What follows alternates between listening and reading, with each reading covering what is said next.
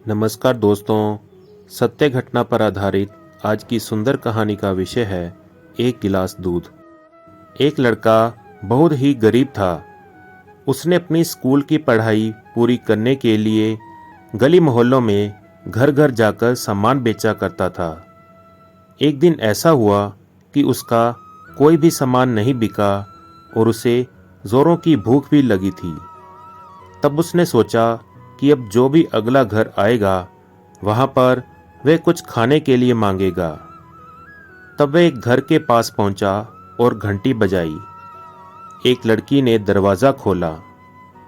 तब उसने हड़बड़ी में लड़की से खाने की जगह एक गिलास पानी मांग लिया। लड़की अंदर गई और पानी की जगह एक गिलास दूध लेकर आई।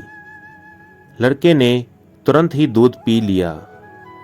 लड़के ने पूछा कि एक गिलास दूध के कितने पैसे हुए। तब उस लड़की ने कहा कि दया का कोई मूल्य नहीं होता है। इस पर लड़के ने उसे धन्यवाद किया। एक गिलास दूध पीने से उस लड़के के अंदर एनर्जी आ गई और उसने कहा कि अब मैं शारीरिक रूप से ही स्वस्थ नहीं हूँ, बल्कि मेरी परमात्मा में भी आस्था बढ़ गई है। उसे लगा कि दुनिया में भगवान और इंसान दोनों ही हैं। उस लड़के का नाम हॉवर्ड कैली था। बहुत साल बीत गए।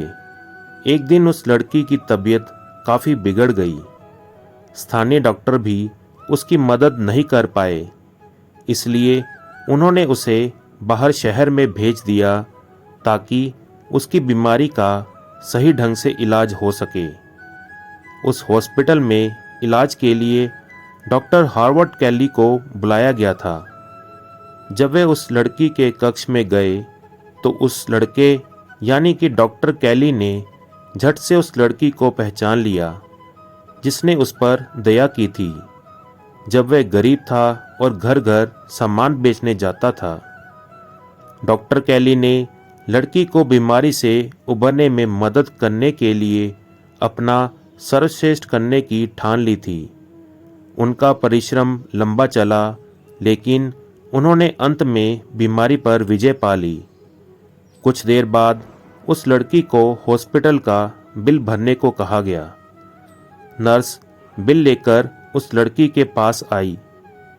बिल देखकर वह लड़की घबरा गई। उसने सोचा कि जान तो बच गई, लेकिन अस्पताल के भारी भरकम बिल से उसकी ज़िंदगी फिर से मुश्किल में पड़ जाएगी। जैसे तैसे उसने बिल लिया और उसे देखने लगी। अंत में जब लड़की ने बिल को ठीक से देखा तो उसने कुछ शब्दों को पढ़ा जो कि बिल के एक तरफ लिखे हुए थे। वहाँ पर लिखा था कि एक गिलास दूध का पूरा भुगतान कर दिया। नीचे डॉक्टर के हस्ताक्षर थे।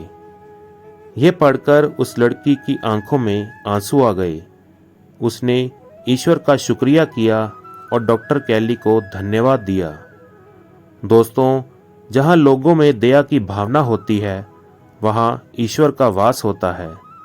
अगर आप आज किसी की मदद करेंगे तो यकीन मानिए, कल जब आपको मदद की ज़रूरत होगी तो ईश्वर आपकी मदद ज़रूर करेंगे।